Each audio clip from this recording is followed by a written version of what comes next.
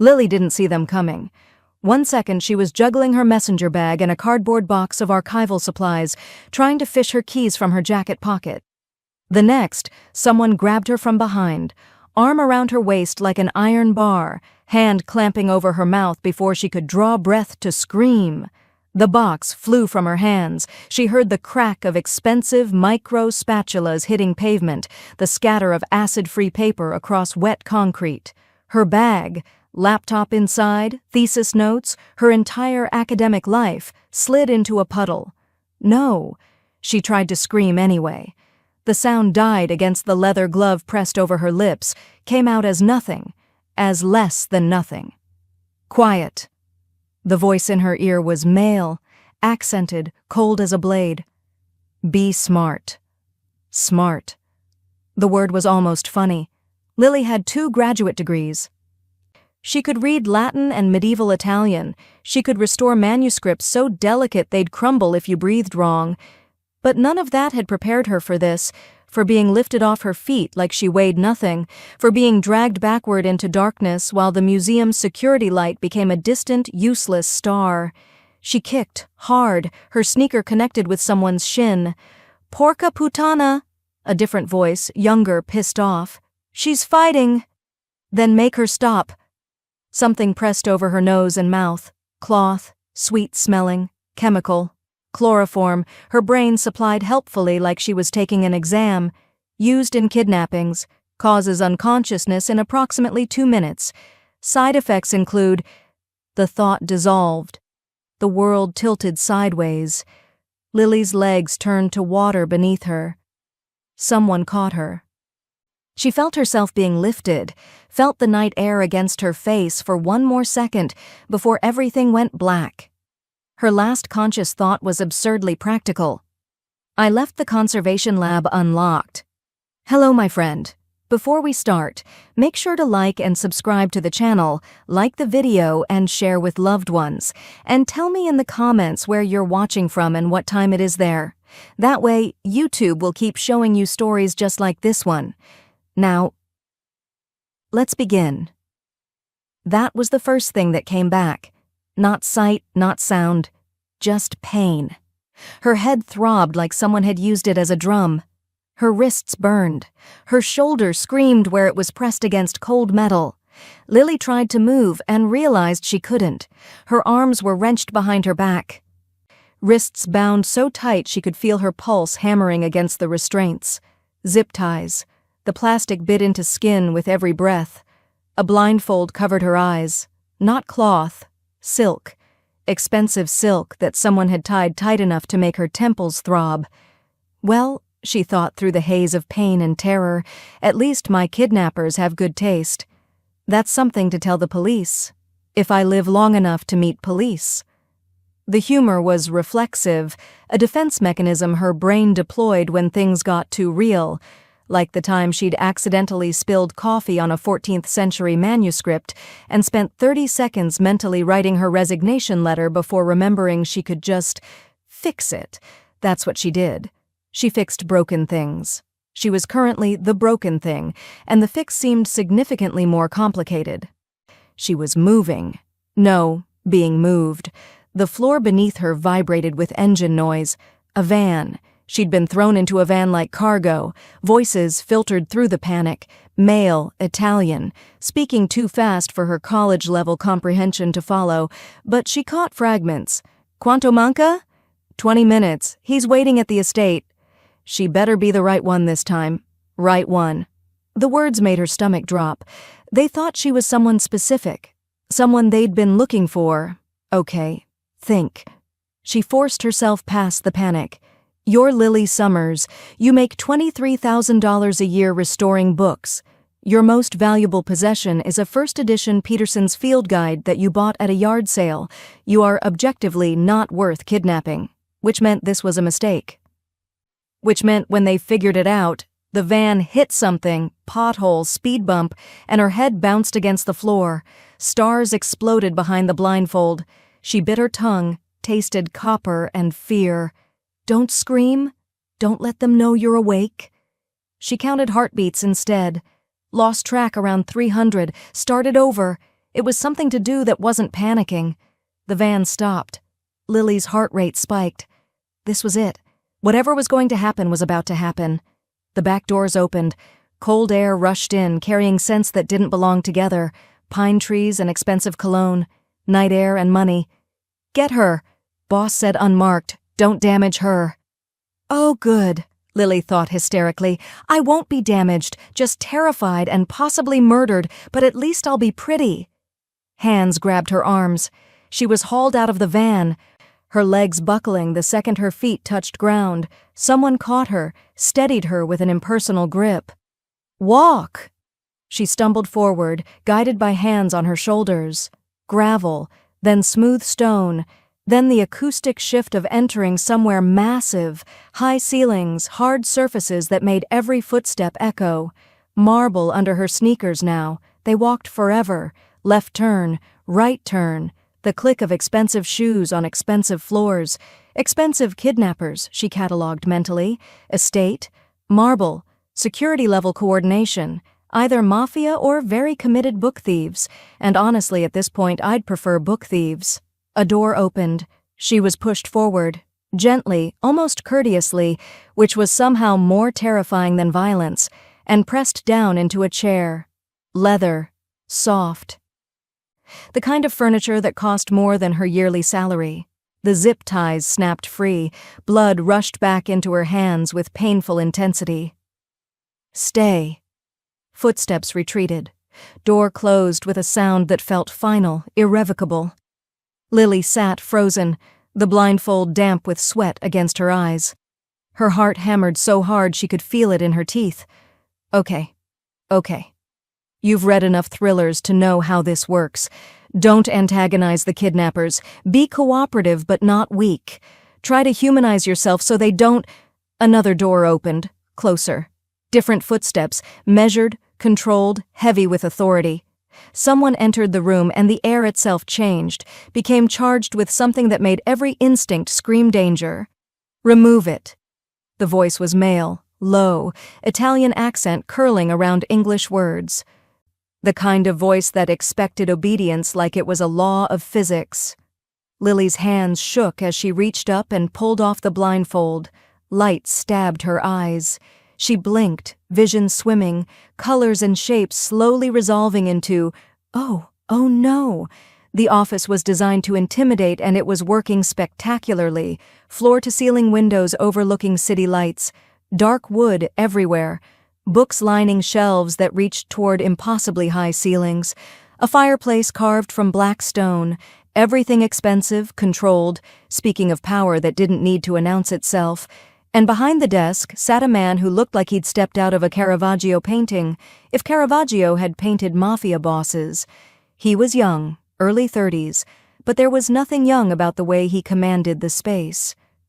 Dark hair swept back from a face of brutal Mediterranean beauty. Sharp cheekbones, strong nose, a jaw covered with precisely maintained stubble, olive skin that probably had never seen an ordinary day of sunlight. His eyes were what held her frozen, dark brown, almost black, watching her with an intensity that felt physical, like he could see through skin and bone straight into her soul. He wore all black, expensive black, sleeves rolled back to reveal forearms covered in intricate tattoos, saints and sinners, crosses and family crests inked into skin, heavy rings on his fingers that looked more like weapons than jewelry. He looked like power. He looked like danger. He looked like every terrible decision a woman could make, gift-wrapped in Italian tailoring. Well, Lily thought semi-hysterically, if I'm going to be murdered, at least my murderer is devastatingly attractive. That's something. "You're awake," he observed, his voice that same low rumble. "Good." Lily's throat was dry, but she forced the words out anyway. "I'd like to report a kidnapping." Something flickered in his expression, surprise maybe. "To whom?" "The police, the FBI, the museum security department." She paused. "Are you the Museum of Crime Curators? Because I'd like to file a complaint about your acquisition methods." His lips twitched, just barely. "You won't be making any calls, not until we've had a conversation." A conversation. Lily's fear was transforming into something sharper, anger, maybe, or just exhaustion. Is that what we're calling felonies now? Tell me your name, he said, ignoring her sarcasm entirely. Tell me why I'm here. Your name, he repeated. And this time there was steel under the silk. Lily Summers. She watched his face carefully. Does that ring any bells? Because I'd really love to know why someone drugged me and dragged me away from my extremely boring life restoring books nobody reads. For a long moment, he just stared at her. Then he pulled out his phone, movements controlled and precise. His expression grew darker with each passing second. Finally, he set the phone down. When he looked up at her again, something in his eyes had shifted, hardened. Lily Summers, he said slowly, 24 years old, Metropolitan Museum of Art, Conservation Department, Rare Book Restoration, graduate degree, lives alone, East Village. No criminal record, no connections to organized crime. No reason whatsoever for me to have taken an interest in you. The precision of his knowledge made her skin crawl. Then why? Because, he interrupted, standing now, moving around the desk with fluid grace, my men were supposed to acquire Valentina Volpe, the fiancée of Marco Volpe, who has been moving against my operations. We were going to use her as leverage. He stopped directly in front of her chair, close enough that she had to look up to meet his eyes. But they grabbed the wrong girl, he continued softly. They grabbed you. The words hit her like a physical blow. Then let me go. This is a mistake. I won't say anything. You've seen my face. His voice was quiet, almost gentle, which made it worse. You've been inside this estate. You're a trained observer. You notice things others miss. He crouched down, bringing himself to eye level. You cannot leave. Not yet. Not until I decide what to do with the wrong girl who knows too much. What's your name? The question escaped before she could stop it. His lips curved. Not quite a smile. Serafino. Serafino Greco. Well, Serafino Greco, Lily heard herself say, her voice steadier than she felt. I hope you have a really good lawyer, because kidnapping charges are serious and I'm pretty sure, but I grabbed the wrong person isn't a valid legal defense. He stared at her for a long moment. Then he laughed, low, genuine, surprised. You're either very brave or very foolish, Lily Summers. I'm a grad student, she said. We're all a little bit suicidal. He stood looking down at her with those impossible dark eyes. You belong to me now. Wrong girl or not, you're mine until I decide otherwise. The words hung in the air between them like a verdict. You belong to me now. Lily stared up at Serafino Greco, at his perfect, terrible face, at those dark eyes that seemed to see straight through her, and felt something shift inside her chest. Not acceptance, not submission. Something closer to the moment when you're restoring a manuscript and realize the damage is worse than you thought, that this is going to take longer, require more precision, demand more of you than you'd planned. I don't belong to anyone, she said, proud that her voice didn't shake. I'm a person, not a rare book you can just acquire for your collection. His lips curved slightly. No, you're far more complicated than a book. He straightened, moving back toward his desk with that controlled grace. Books don't talk back. Then you're reading the wrong books. He glanced at her over his shoulder, and for a moment, just a moment, something almost like amusement flickered in his expression. Then it was gone, replaced by that same calculating intensity. Sit, he commanded, gesturing to the chair she'd just vacated. I'm already sitting. Sit comfortably. This will take time to explain, and I prefer not to repeat myself. Lily stayed exactly where she was, perched on the edge of the leather chair, like she might need to run at any moment. Which, to be fair, she might. Serafino sighed. A small sound, barely audible, but it carried the weight of someone dealing with an inconvenience. He sat behind his desk, leaning back in his chair, and studied her with that unnerving focus. "Here is your situation, Lily Summers," he began, his accent making her name sound almost lyrical. "I cannot release you. You've seen my face, my home, my operation. You heard my men speak. You're trained to notice details. It's your profession. Within an hour of your release, you could provide police with enough information to cause significant problems for me." "I wouldn't." "You would." His voice cut through her protest like a blade. "Perhaps not immediately. Perhaps you'd convince yourself you could forget, move on, return to your normal life. But eventually, when you felt safe, when the fear faded, you would talk. To a friend, to police, to someone. It's human nature." Lily wanted to argue, but the terrible thing was, he was right. She would tell Mia. She'd have to.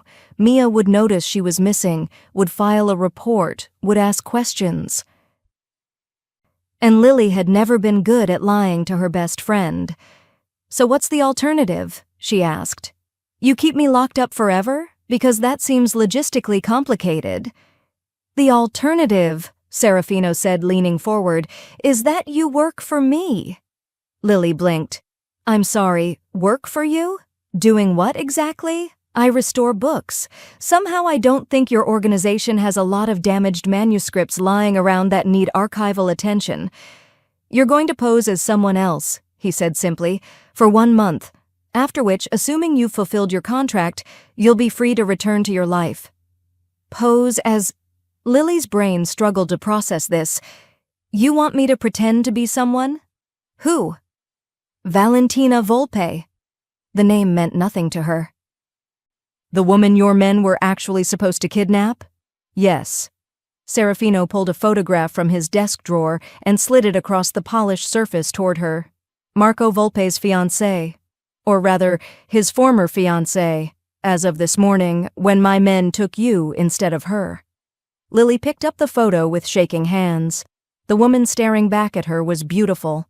Dark hair, elegant features, the kind of bone structure that suggested old money and good breeding. She looked nothing like Lily. "We look nothing alike," Lily said flatly. "Volpe and I have never met face to face. Our organizations operate through intermediaries. He's seen photographs of you, or rather, of Valentina, but only from a distance, at social functions. With the right styling, the right coaching, you could pass." "This is insane." "This is business." Serafino's voice was calm, matter-of-fact. "Marco Volpe has been consolidating power, moving against my territories. His engagement to Valentina was meant to legitimize his operations. Her family has connections to banking, politics, legitimate society. With her at his side, he becomes untouchable." "So you wanted to kidnap her to stop the wedding," Lily said slowly, her mind working through the logic despite her terror. "Leverage." "Precisely. But since we now have you instead of her, we'll do something better. You'll appear publicly as Valentina, at galas, charity functions, social events. You'll be seen with me, not Volpe. It will humiliate him, destabilize his alliances, and force him to respond emotionally rather than strategically." Lily stared at him. "That's your plan? Social warfare through mistaken identity? While you play the decoy, my people will retrieve a ledger Volpe stole from me, one that contains information I need. The distraction of Valentina choosing me over him will occupy his attention while we move. And what happens when the real Valentina shows up? When someone realizes I'm a fraud? The real Valentina is currently enjoying an unexpected vacation in a very comfortable, very remote location," Serafino said smoothly. "She'll remain there until this is concluded. As for being recognized, Valentina has been out of the public eye for 6 months traveling abroad. People change. Hair, makeup, styling. You'll be surprised how easy it is to become someone else when everyone wants to believe you are." Lily set the photograph down, her hands trembling. "I can't do this. I'm not an actress. I can't lie convincingly. I barely remember to water my plants. You want me to infiltrate high society and pretend to be someone I'm not?" "I want you to survive," Serafino said quietly, "and this is how you do it. By becoming your puppet? By becoming useful." His eyes locked onto hers. "You have two choices, Lily. You work for me for 1 month, appear at functions, play your role, help me retrieve what Volpe stole, and then you go free with enough money to pay off your student loans and fund whatever botanical research you desire. Or—" He paused, letting the word hang. "Or—" Lily's voice was barely a whisper. "Or you refuse, and I'm forced to make you disappear permanently, not because I want to, you're clever and spirited, and I find that somewhat refreshing, but because I cannot allow someone with your knowledge to exist as a threat to my operations." The casual way he said it, like he was discussing weather, not murder, made Lily's blood run cold. "That's not a choice," she said. "That's coercion." "Yes," he agreed, "it is. But it's the only choice you have." Lily's mind raced.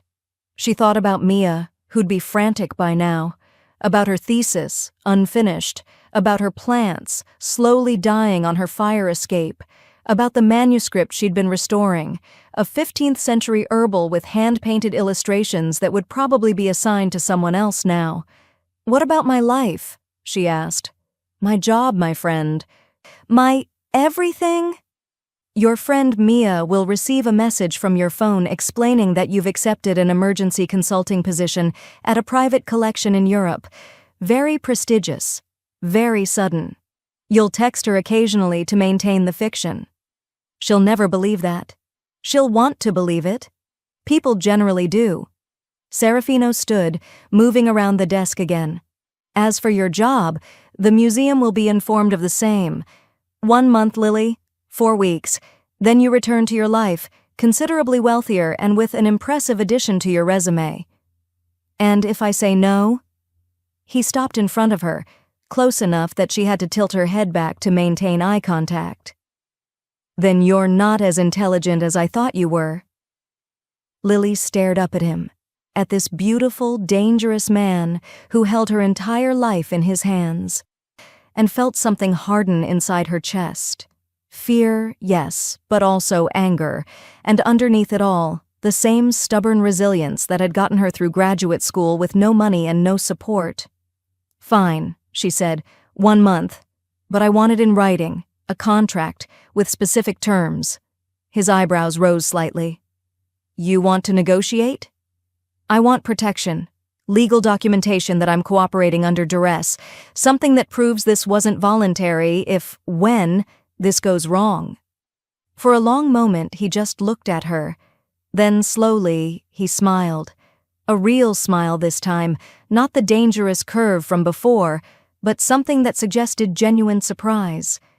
"You are full of unexpected qualities, Lily Summers." He pressed a button on his desk.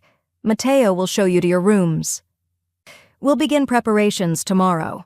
"My rooms? Did you think you'd be sleeping in a cell?" His voice held a trace of amusement. "You're playing the role of a woman I'm courting. You'll be treated accordingly." The door opened. A man entered, tall, broad-shouldered, with a scar running through his left eyebrow. He looked like every bodyguard from every movie Lily had ever seen. "Take her to the East Wing," Serafino instructed. "Make sure she has everything she needs." Lily stood on shaky legs. As she moved toward the door, she couldn't resist one last comment.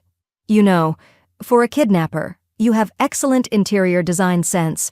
Very Architectural Digest meets organized crime." She heard Serafino's low laugh behind her as Matteo led her into the hallway. The rooms turned out to be a suite larger than Lily's entire apartment. Bedroom with a bed that could sleep 4, sitting area with furniture that looked like it belonged in a museum, bathroom with marble everything and a tub that was basically a small pool, floor-to-ceiling windows overlooking manicured gardens lit by subtle landscape lighting. It was beautiful. It was luxurious. It was a cage. Matteo positioned himself outside the door, not guarding exactly, but present, watching. Lily stood in the center of the bedroom, surrounded by more wealth than she'd ever seen in one place, and felt the fear she'd been holding at bay finally crash over her. She sank onto the edge of the bed, which was, annoyingly, the most comfortable thing she'd ever sat on, and tried to think. 1 month. She had to survive 1 month pretending to be someone she wasn't, playing a role in some mafia power struggle, all while being held captive by a man who looked like a Renaissance painting and spoke like death wrapped in silk. Okay, she thought. Okay. You've dealt with difficult situations before. You once restored a manuscript that had been damaged by water, mold, and what appeared to be cat urine. You can handle this. She stood, moving to the window, the estate stretched out below her. Gardens, walls, lights in the distance that had to be the city.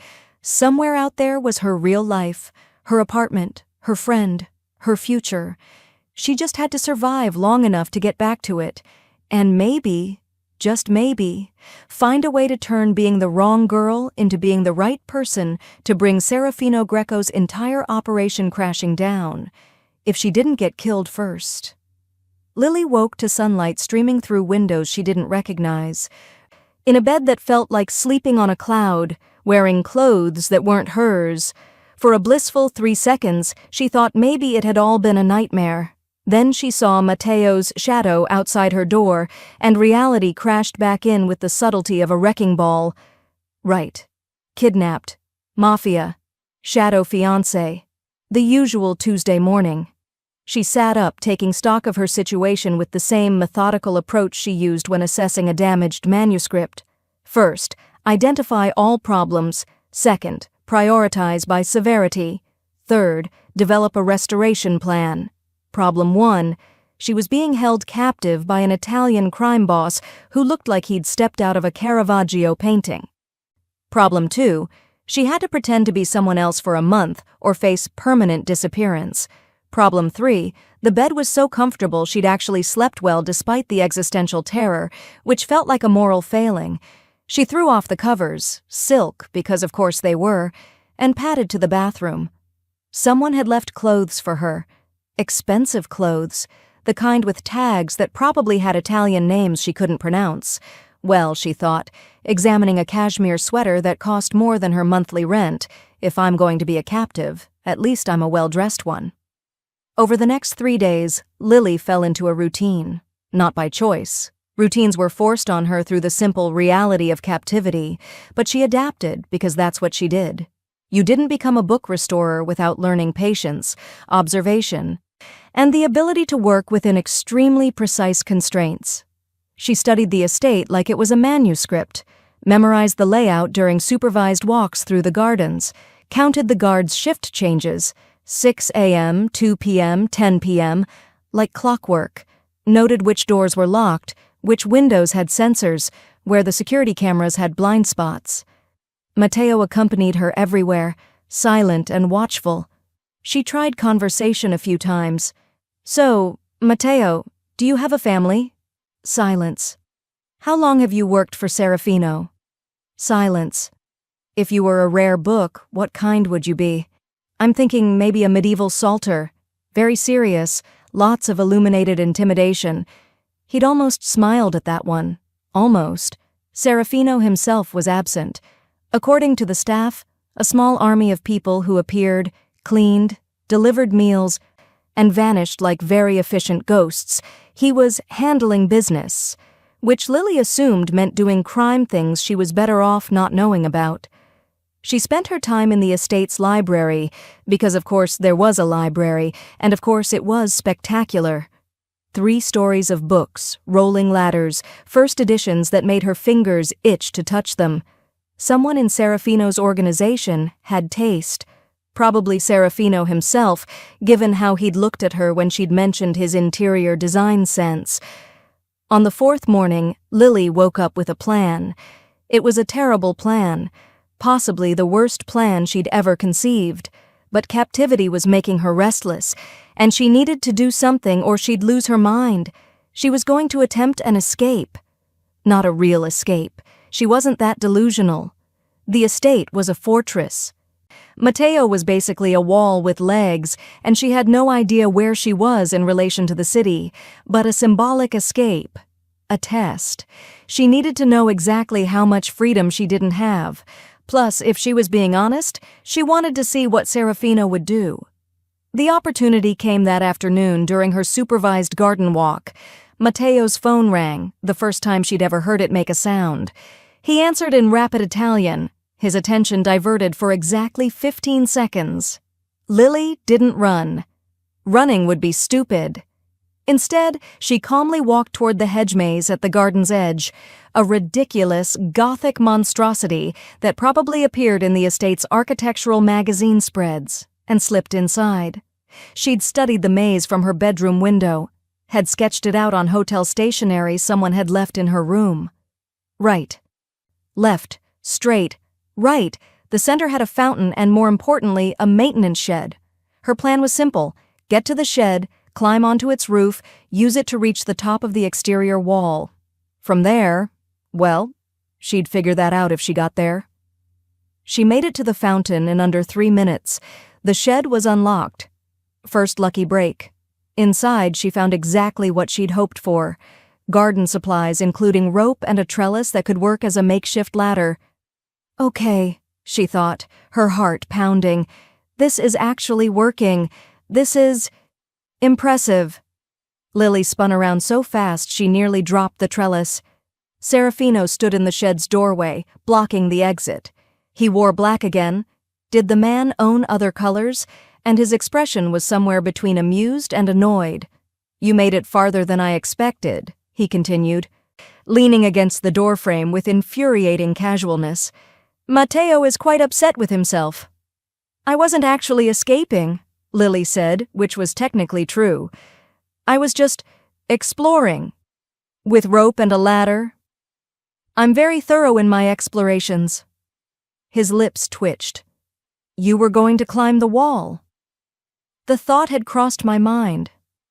It's 20 feet high, with sensors and cameras. And Matteo would have caught you before you made it halfway. I know, Lily admitted. I just needed to see if I could get this far, for my own peace of mind. Serafino studied her for a long moment, his dark eyes unreadable. Then, unexpectedly, he laughed. A real laugh, low and genuine, that transformed his entire face. You attempted an escape you knew would fail just to prove you could try, he said. That's either remarkably brave or remarkably stupid. Grad student, Lily reminded him. We're all a little bit suicidal. He stepped into the shed, and the space suddenly felt much smaller. You have spirit, Lily Summers, more than most people in my world. Most people in your world probably weren't kidnapped against their will. Fair point. He gestured toward the door. Come. If you want to explore, I'll show you the parts of the estate you're actually allowed to see. That evening, unable to sleep, Lily found herself wandering the halls of the estate. Matteo had been replaced by a different guard, younger, less intimidating, who followed at a discreet distance but didn't stop her from moving around. She ended up in the library again, drawn to it like a moth to flame. The space was empty, lit only by ambient lighting that made the leather-bound spines glow like jewels. She climbed one of the rolling ladders, running her fingers along the shelves, reading titles in Italian, Latin, French. Someone had curated this collection with serious knowledge: Renaissance philosophy next to medieval theology, botanical texts from the 16th century, first editions that belonged in museums. She pulled out a book almost reverently, a first edition of Dioscorides de Materia Medica from 1554. The leather binding was in remarkable condition. Someone had taken care of it, had understood its value. You have good taste. Lily nearly dropped the book. Serafino stood at the base of the ladder, looking up at her with that same intense focus. You scared me, she said, clutching the book to her chest. You're in my library at midnight. I could say the same. I couldn't sleep. She climbed down carefully, the book still in her hands. This is an incredible collection. Who curated it? I did. He moved closer, taking the book from her hands with surprising gentleness. Over many years. This one I found in Florence. An estate sale. The family didn't know what they had. It's in remarkable condition. Someone loved it once. Yes. His fingers traced the binding. Someone did. They stood close now, the book between them like a bridge. In the dim light, Serafino looked less dangerous, more human. The sharp edges of his face softened. His eyes, usually so controlled and calculating, showed something that looked almost like loneliness. "Why books?" Lily asked quietly. "Why collect them if your business is—" She trailed off, not sure how to finish that sentence. "Violence? Crime?" He smiled slightly. "Books are permanent. They outlast empires, survive wars, carry knowledge across centuries. Everything else in my world is temporary. Alliances, power, even life. But books—" He set the Dioscorides back on a table with careful precision. "Books remain. That's almost poetic. For a kidnapper. I contain multitudes." Lily laughed despite herself. "Did you just quote Walt Whitman?" "I read, Lily. Perhaps you shouldn't be so surprised." "I'm not surprised, I'm just—" She paused, searching for words. "I'm trying to reconcile the man who collects rare books with the man who had me drugged and thrown in a van. Perhaps they're the same man." His voice was quiet. "Perhaps people are more complicated than the worst thing they've ever done. That's a convenient philosophy for someone who does terrible things." "Yes," he agreed. "It is." They fell into silence. Lily found herself studying him, really studying him, the way she'd study a manuscript to understand its history. The tattoos visible at his collar, the slight scar through his left eyebrow, the way he held himself, always controlled, always aware of the space around him. "Why do you do it?" she asked. "The crime, the violence, all of it. You clearly have money, taste, intelligence. You could do anything." "I do what I was raised to do. My father built this organization, his father before him. It's legacy, Lily, heritage. The same reason you restore books, to preserve what came before." "That's not the same thing at all, isn't it?" He moved closer, and she found herself backed against the bookshelf. Not threateningly, just close. "We both inherited something from the past. We both work to maintain it, protect it, pass it forward. I preserve knowledge, you preserve violence. I preserve family, there's a difference." His hand reached past her, pulling another book from the shelf. Their shoulders brushed, just barely, just enough for Lily to feel the heat of him, smell that dark cologne that had haunted her since the kidnapping. The book he'd pulled was in Italian. He opened it, showing her an inscription in faded ink. "This belonged to my grandfather," he said quietly. "He taught me to read using these books. Before he taught me the family business, he taught me literature, philosophy, history. He used to say that a man who only knows violence is just an animal, but a man who knows beauty and chooses violence anyway, that's a dangerous man. Is that what you are? Dangerous?" He looked at her, and the intensity in his dark eyes made her breath catch. "Yes." They stood frozen, the book between them, the air thick with something Lily couldn't name. Tension, awareness, the strange, impossible pull of attraction to exactly the wrong person. "I should go," Lily whispered. "Yes," Serafino agreed, but neither of them moved. His hand came up slowly, giving her time to pull away. His fingers brushed her jaw. Just barely, just enough to make her heart hammer. "You're not what I expected, Lily Summers." "Neither are you, Serafino Greco." The moment stretched between them, dangerous and electric.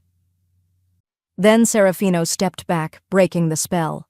"Your training begins tomorrow," he said, his voice returning to that controlled, business-like tone. 6 a.m. Don't be late." He left the library without looking back. Lily stood alone among the books, her heart racing, her skin still warm where he'd touched her, and tried to convince herself that whatever had just happened meant nothing. She failed. Lily stood in front of a mirror that was probably worth more than her car, if she still had a car, and barely recognized herself. The transformation had taken 6 hours. 6 hours of hairstyling, makeup application, wardrobe consultation, and what could only be described as deportment coaching from a terrifyingly elegant woman named Julia, who spoke 4 languages and had opinions about posture that bordered on religious fervor. "Valentina Volpe does not slouch," Julia had said approximately 70 times. "Valentina Volpe glides. She does not walk. She processes through space like a queen." "Valentina Volpe sounds exhausting," Lily had muttered. Now, looking at her reflection, she understood the effort. The woman staring back at her looked nothing like Lily Summers, broke grad student who lived on coffee and denial. This woman wore a gown that probably cost more than a semester's tuition, deep emerald silk that made her skin glow and her eyes look mysterious rather than tired. Her hair, usually pulled into a functional bun, cascaded in dark waves over bare shoulders. Diamond earrings, real diamonds, Julia had assured her, caught the light with every movement. She looked expensive, sophisticated, dangerous. She looked like someone Serafino Greco would choose. "You look perfect," Julia said, appearing behind her with the sudden silence of expensive staff everywhere. "He's waiting downstairs." Lily's stomach dropped. "Right, the gala, the public debut of the fake fiancé, just a normal Friday night. Remember everything I taught you. You are Valentina Volpe. You attended boarding school in Switzerland. You speak 4 languages. You summer in Lake Como and winter in Gstaad. Your father owns shipping companies. Your mother collects modern art. You are cultured, sophisticated, and completely unimpressed by anyone in that room. Except Serafino." "Except Serafino," Julia agreed. "With him you are intrigued, drawn despite yourself. He represents danger you've never experienced. It excites you." That part won't require much acting, Lily thought, but didn't say out loud. She descended the grand staircase in heels that required more engineering than seemed structurally sound, one hand on the railing trying to remember Julia's instructions about gliding versus walking. Serafino stood at the bottom, and Lily's breath caught. He wore a tuxedo that looked like it had been designed specifically for his body, probably because it had. Black on black, perfectly tailored, making him look like some Renaissance prince who'd traded his kingdom for something darker. His hair was swept back, his jaw freshly shaved, those dark eyes watching her descent with an intensity that made her nearly miss a step. "Careful," he said quietly, offering his hand as she reached the last stair. "I need you intact for tonight." How romantic. Every girl dreams of being needed for strategic Mafia purposes. His lips quirked. "You look..." He paused, searching for words. "You look perfect." Something in his voice made the compliment feel more real than it should. Lily took his offered hand, feeling the warmth of his skin, the controlled strength in his grip. "I feel like a fraud," she admitted quietly. "Good." His thumb brushed over her knuckles, brief, subtle, devastating. "The best performances come from people who don't quite believe their own lies. It keeps you sharp." "Is that what this is? A performance?" He looked at her for a long moment, his dark eyes unreadable. "Tonight, everything is a performance. Remember that." The gala was held at a historic villa that made Serafino's estate look modest by comparison. Lily had approximately 30 seconds in the car to have a quiet panic attack before they arrived, and Serafino's hand covered hers. "Breathe," he instructed. "You're brilliant. You've prepared. All you need to do is be exactly who you are, clever, observant, sharp, while wearing Valentina's face. No pressure. Immense pressure. But I believe you can handle it." The car door opened. Camera flashes exploded like stars. Serafino stepped out first, then offered his hand. Lily took it. Emerging into a wall of light and sound and barely controlled chaos, she remembered Julia's instructions: smile but not too much.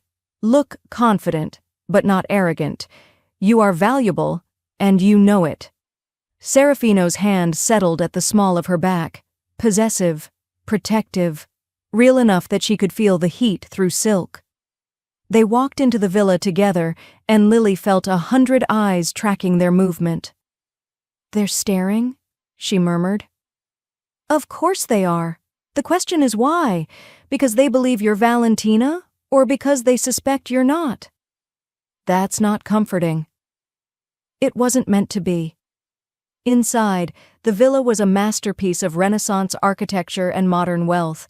Crystal chandeliers cast light over marble floors. Servers in white gloves circulated with champagne. Every person in attendance looked like they bought their clothes from places that didn't have price tags. Lily's academic brain automatically catalogued details. 17th century frescoes on the ceiling, likely restored. Original Caravaggio in the corner, possibly stolen given the company. Furnishings that belonged in museums. Stop analyzing the art, Serafino said quietly.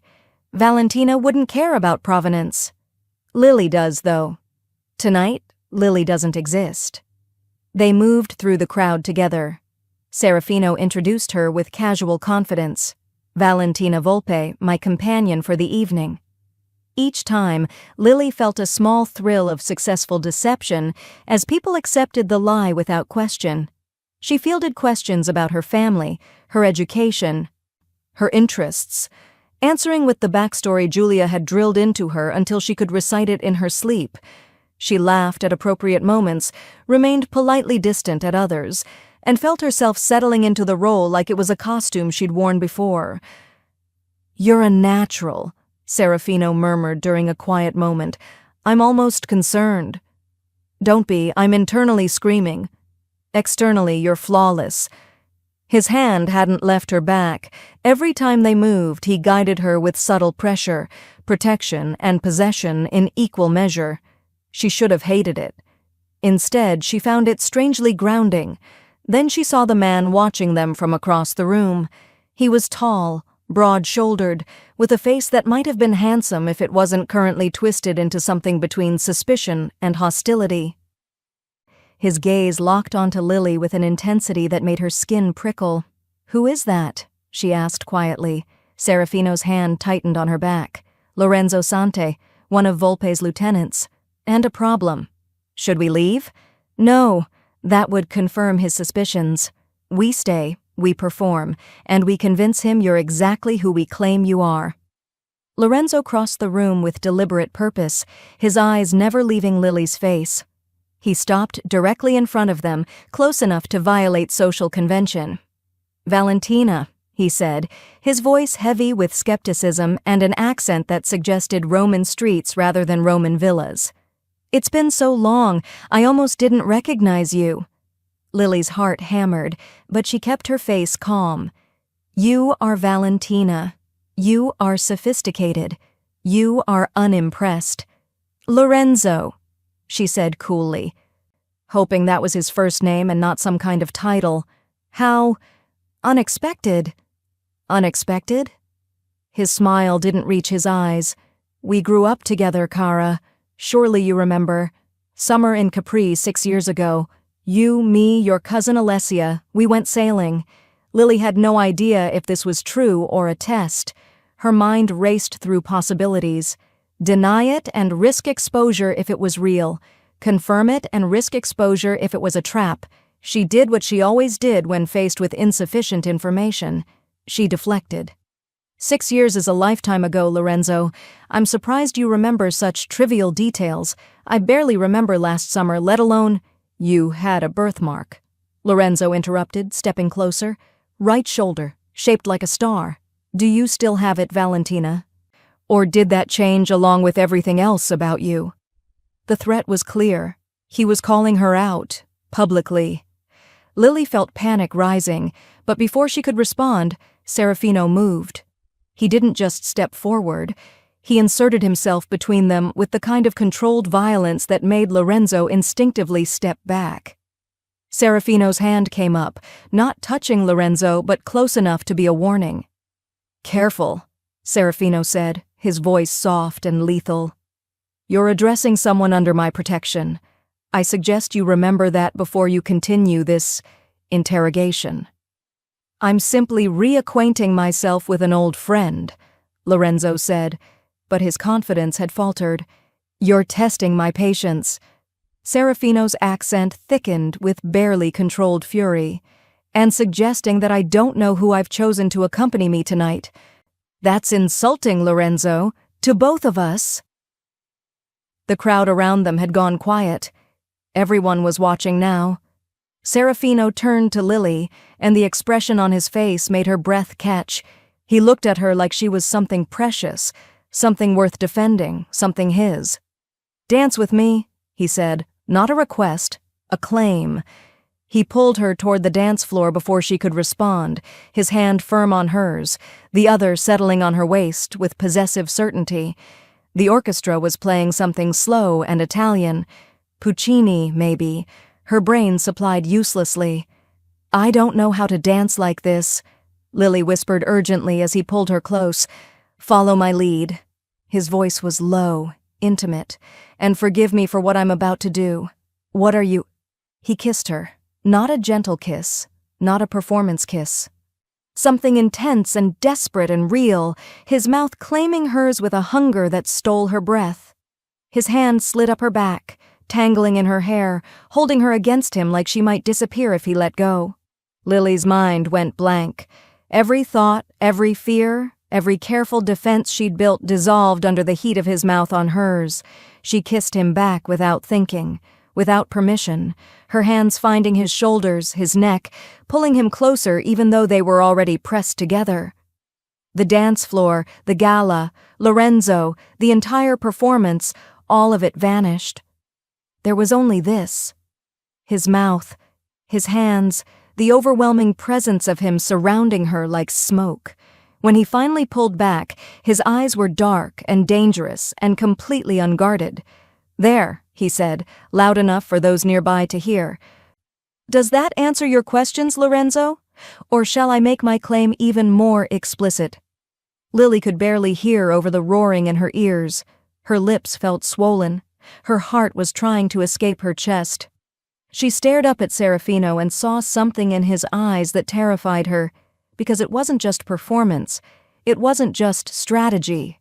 It was real. The car ride back to the estate was silent.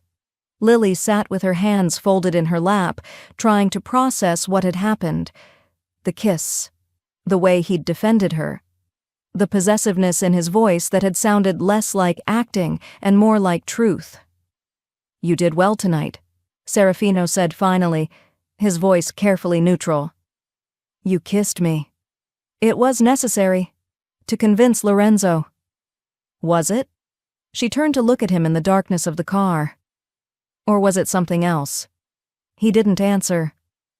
Just stared out the window like the city lights held answers he couldn't find in her face. Back at the estate, Lily fled to her rooms before he could say anything else. She closed the door, leaned against it, and touched her lips where he'd kissed her. "This is a job," she told herself. "This is coercion. This is temporary." But her heart, traitorous, foolish thing, was already compromised beyond repair. Lily spent the next 2 days avoiding Serafino. This was surprisingly easy in an estate the size of a small university campus. She took her meals in her room, claimed exhaustion from the gala, and generally behaved like someone who hadn't been kissed senseless on a dance floor in front of half of Italian organized crime. The problem was that avoiding him didn't stop her from thinking about him. About the kiss. About the way he'd looked at her afterward, like something had shifted fundamentally between them. It was just a performance, she told herself for the 100th time while staring at the ceiling at 3 a.m., strategic, necessary. It meant nothing. Her lips, which still remembered the exact pressure of his mouth, called her a liar. On the 3rd morning, Matteo appeared at her door with a summons that wasn't really a summons. "The boss wants to see you. Now." Lily found Serafino in what she'd come to think of as his war room, a secure office filled with computers, maps, and the kind of technology that suggested his business was significantly more sophisticated than she'd imagined. He stood over a table covered in photographs and documents, his sleeves rolled up, his hair slightly disheveled like he'd been running his hands through it. He looked tired, human, still devastatingly attractive, which was frankly unfair. "You've been avoiding me," he said without looking up.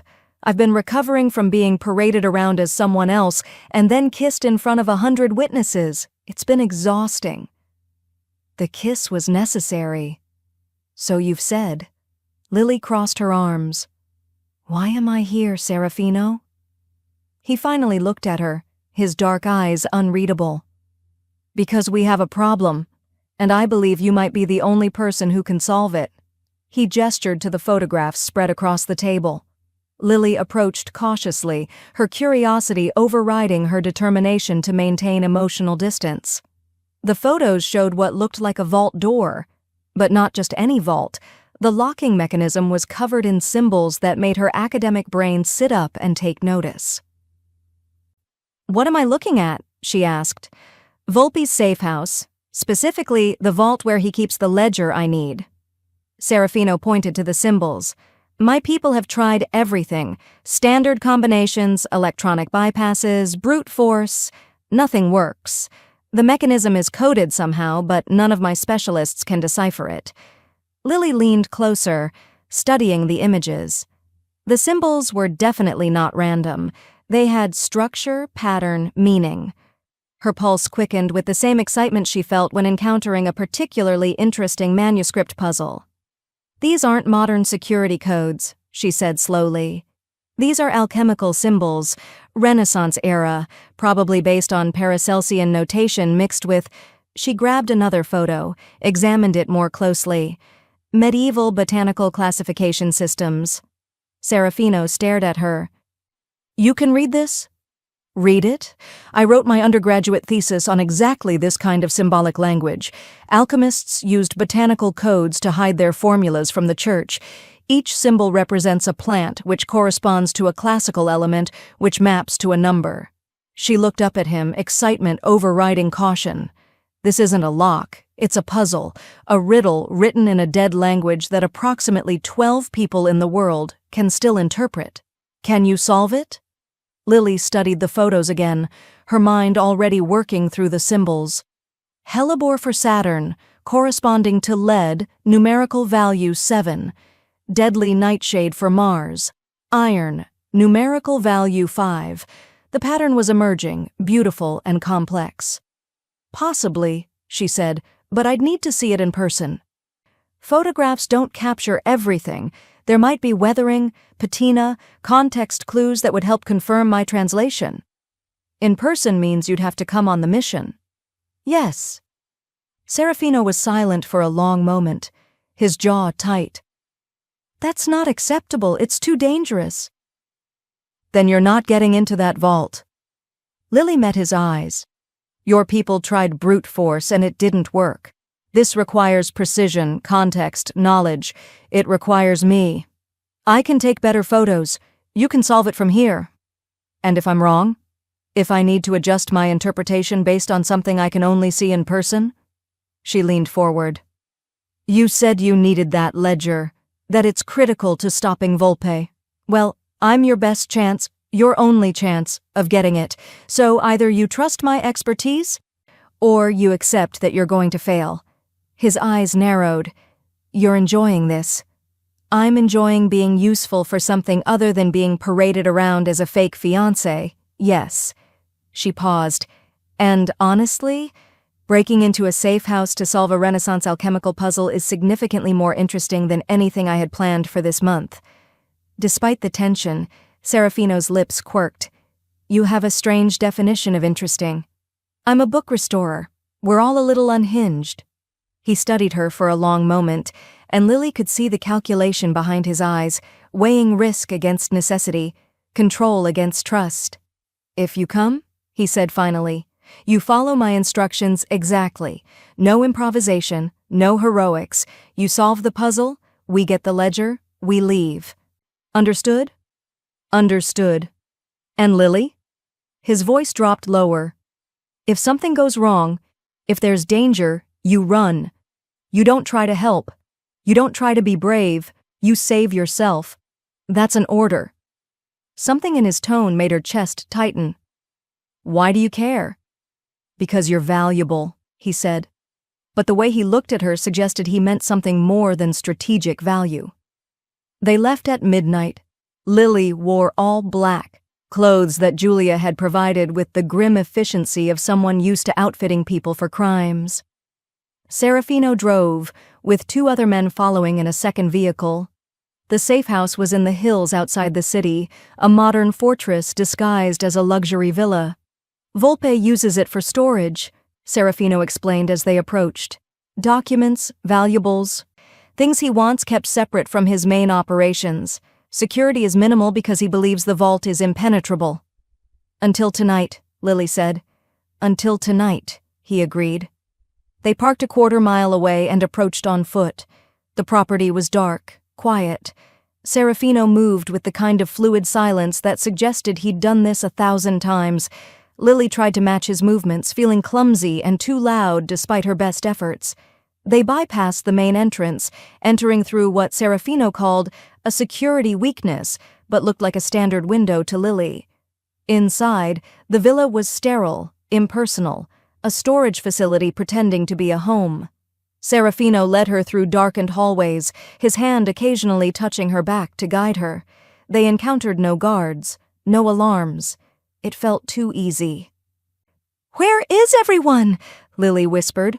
Volpe's confident in his vault. Most of his security is perimeter-based. But Serafino's tone suggested he was also uneasy with the lack of resistance. The vault was in a basement level, behind a door that Serafino's people had already unlocked remotely. The room beyond was small, dominated by the vault door that Lily had seen in the photographs. Up close, it was even more impressive. The symbols weren't just carved. They were inlaid with different metals, each one corresponding to the alchemical association. Silver for Luna, gold for Sol, iron for Mars. "It's beautiful," Lily breathed. "It's a lock," Serafino said. "Can you open it?" Lily approached carefully, her fingers hovering over the symbols without touching. "Give me a moment. I need to read the full sequence." She studied the pattern, her mind translating symbols to plants to elements to numbers. The sequence was elegant, complex, designed by someone who understood both alchemy and security. "It's a date," she said finally, encoded in botanical alchemical notation. Specifically, she traced the symbols with her finger.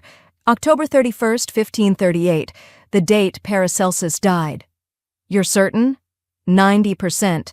The remaining 10% is whether Volpe used the Julian or Gregorian calendar, but given the Renaissance context, I'd bet on Julian. She entered the corresponding numbers into the mechanism. For a heart-stopping moment, nothing happened. Then, with a sound like exhaling, the vault door unsealed. "Brilliant," Serafino murmured. Inside, the vault was larger than expected, lined with shelves and filing cabinets. The ledger Serafino wanted was immediately visible, a leather-bound book sitting on a central pedestal like a museum display. But Lily's attention was drawn to something else.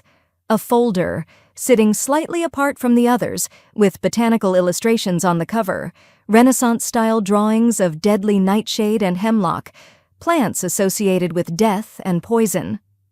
"Serafino," she said quietly, "look at this." She opened the folder with careful hands.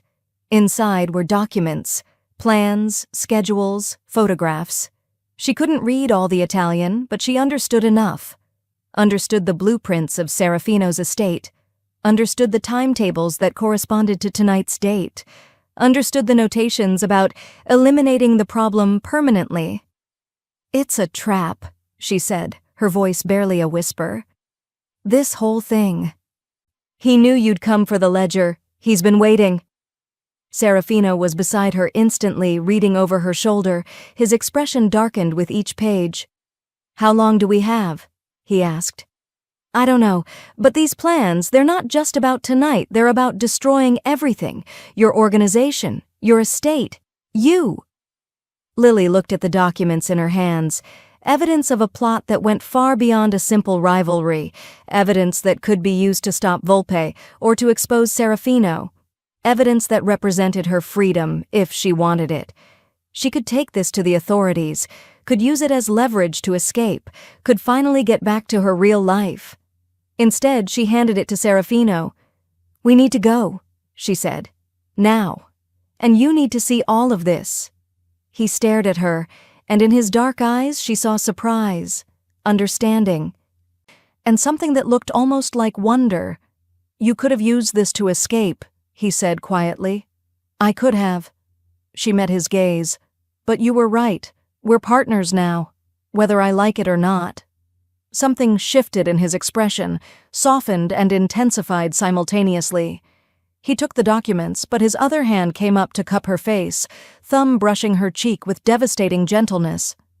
"Lily Summers," he said, and her name in his accented voice sounded like a prayer. "You are far more dangerous than any ledger." "We need to leave," she repeated, but her voice was unsteady. "Yes." But he didn't move, just stared at her like he was seeing her for the first time.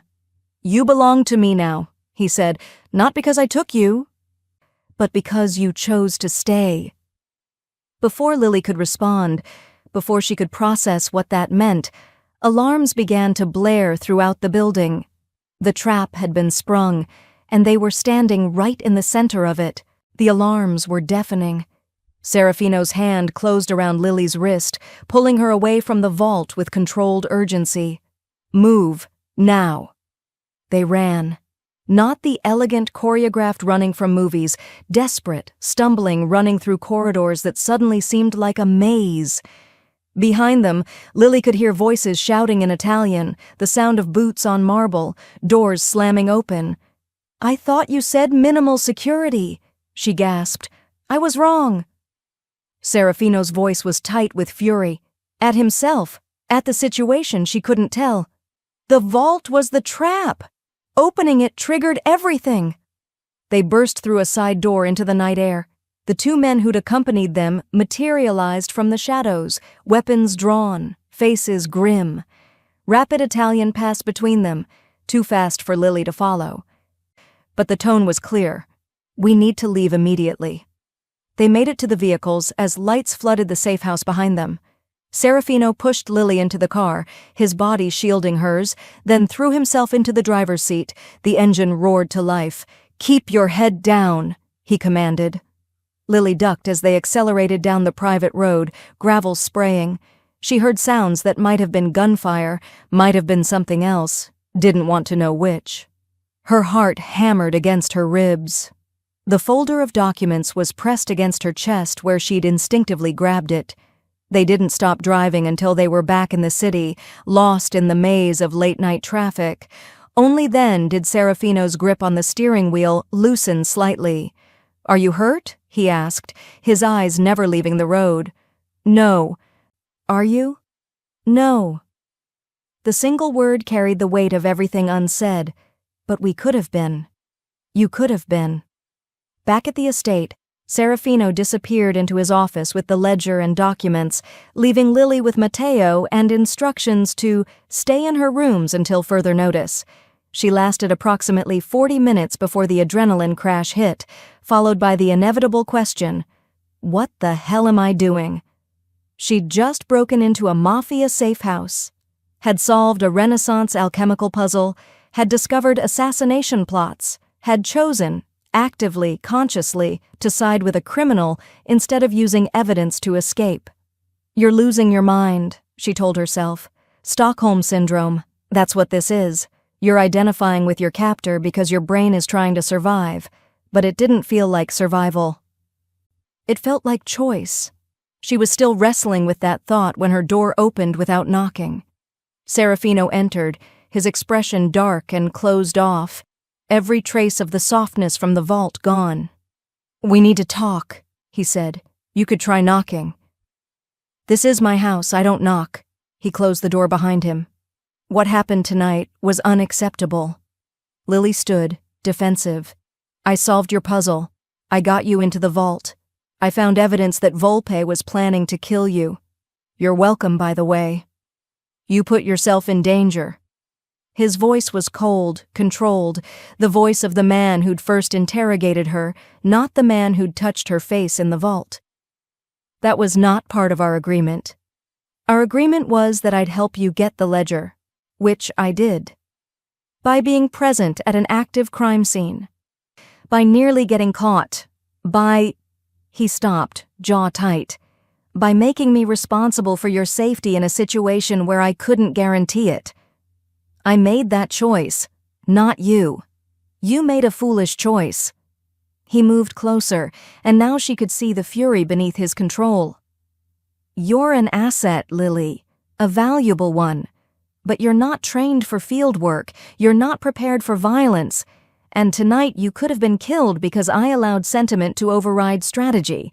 The word sentiment hit her like a slap. "Is that what you're calling it? What would you call it?" "I don't know, Serafino. You tell me. Because one minute you're looking at me like I'm something precious, and the next you're calling me an asset." Her voice rose. "Which is it? Am I a person to you or just another piece on your chessboard?" He stopped, visibly struggling. "You're a complication I didn't plan for." "That's not an answer." "It's the only answer I have." They stood facing each other, the air between them crackling with unresolved tension and everything they weren't saying. Then Serafino's phone rang. He answered it in Italian, his expression growing darker with each passing second. The conversation was brief, terse.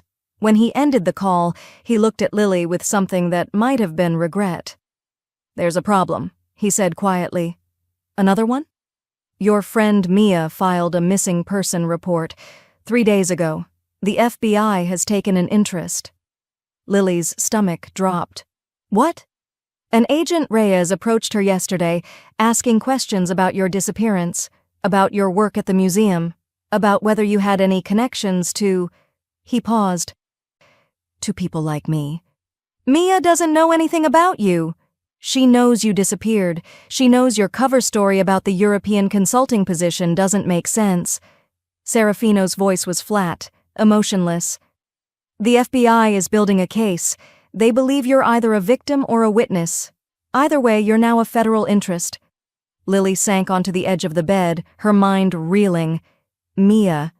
Of course Mia had filed a report. Of course she'd been worried.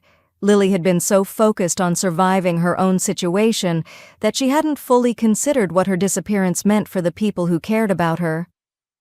"What does this mean?" she asked. "It means keeping you here has become significantly more dangerous. For both of us." Serafino moved to the window, his back to her. "The FBI will be watching your apartment, your workplace, your known associates. If they have any evidence linking you to me, they don't. Yet." He turned to face her. "But they will. The gala was photographed, social media, security cameras. It's only a matter of time before they identify you as Valentina Volpe and realize you're actually Lily Summers. When that happens, they'll have everything they need to bring me down." "So what are you going to do?" Lily's voice was barely a whisper. "Kill me to protect yourself?" Something flashed in his eyes. Pain, fury, she couldn't tell. "I'm going to move you. Tonight. Somewhere remote. Completely off-grid, somewhere the FBI can't find you until this is resolved." "You mean, hide me? I mean protect you? By locking me away in some isolated safe house?" Lily stood, anger overriding fear. "For how long, Serafino? Weeks? Months? Years? When exactly does this end?" "When it's safe. It's never going to be safe. Don't you see?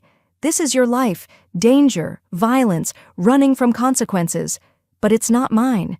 I won't disappear completely just to protect your criminal empire." "You don't have a choice." His voice hardened back into the cold control she hated. "I'm making this decision for you." "No." The word came out fierce, final. "You don't get to do that anymore."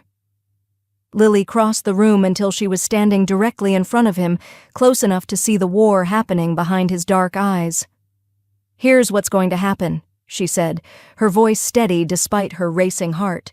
"You're going to use your resources, your money, your connections, your obviously very expensive lawyers to handle this legitimately.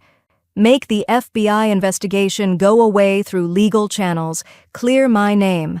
Let me return to my life. That's not possible. Make it possible. You keep telling me how powerful you are, how much control you have. Prove it. Not through violence or hiding, but through the legitimate channels you claim to have access to." And if I refuse? Lily took a breath, knowing this was the edge, the point of no return. Then I walk out of here tomorrow morning and turn myself in to Agent Reyes. I tell them everything. The kidnapping, the fake identity, the vault, all of it. I become the witness they're looking for. Serafino's expression was unreadable. I can't let you do that. Then you'll have to kill me, because those are your only two options now. Help me legitimately, or lose me permanently. But what you can't do is keep me locked away like some guilty secret while you pretend the outside world doesn't exist. You're asking me to dismantle everything I've built. I'm asking you to choose. Lily's voice softened slightly. Choose whether I'm just an asset to be managed or whether I'm something more. Because if I'm more, if what happened in that vault, on that dance floor, in your library meant anything, then you'll find a way to make this right. And if I can't, then at least I'll know the truth, that this was always just a transaction to you. Serafino stared at her, and Lily watched emotions flicker across his face too quickly to identify. Fury, fear, frustration, and something that looked dangerously close to heartbreak. You're asking the impossible, he said quietly. You've built an empire on doing the impossible. This should be easy by comparison. This is different. Why? Because it requires you to be vulnerable? To actually trust someone instead of just controlling them? She moved closer, close enough to feel the heat radiating from him. I stayed, Serafino. When I could have run, when I could have used that evidence to escape, I chose to stay. I chose you. Now you have to choose whether I'm worth fighting for, really fighting for, not just hiding away. The silence stretched between them, heavy with everything unsaid. Lily could see the war happening behind his eyes, the man he'd been raised to be fighting against the man he might become. Finally, he spoke, his voice rough. If I do this, if I try to handle this legitimately, it will cost me. Power, connections, leverage I've spent years building. Some of my operations will have to be exposed, sacrificed. People will see it as weakness, or they'll see it as strength, as evolution. You don't understand my world. Then explain it to me. Stop trying to control everything and actually let me in. Lily's voice cracked slightly. I'm so tired of being a captive, Serafino. Either make me a partner, a real one, with choices and agency, or let me go. He reached out slowly, his hand cupping her face with a gentleness that contradicted everything he was. What if I can't do either?